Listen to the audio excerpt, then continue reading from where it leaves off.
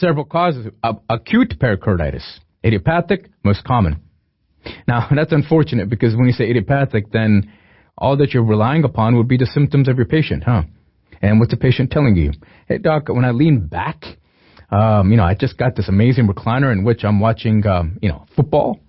And when I lean back, my goodness, it hurts so much, and I find myself leaning forward immediately. And by doing that, you are separating the layers of pericardium, and so therefore relieving some of that pain, and upon expiration, even more so.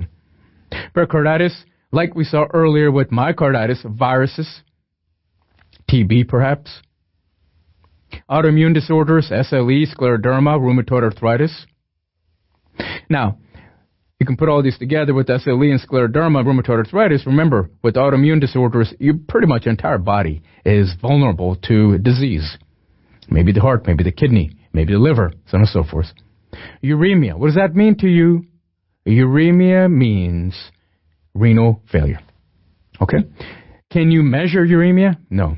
And we'll take a look at that later on in nephrology, when uremia would mean the clinical manifestations as you, as a doctor, would then find in your patient.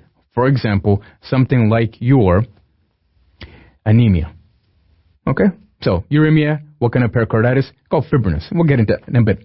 With acute pericarditis, if you take a look at the pericardium here, it's become inflamed. Not a good thing. And so therefore, what kind of issues might you be looking for in your patient? It's restricted, huh?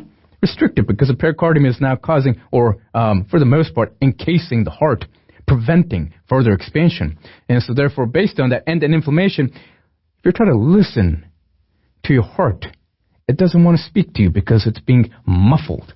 Is that clear? Because you're trying to listen, but it makes it more difficult. Or you do an EKG. What are you doing with an EKG? You are measuring the electrical activity of the heart by placing electrodes on top of your chest. But if you have inflammation like this, you'll get low amplitude. What else might you find? Well, let's continue.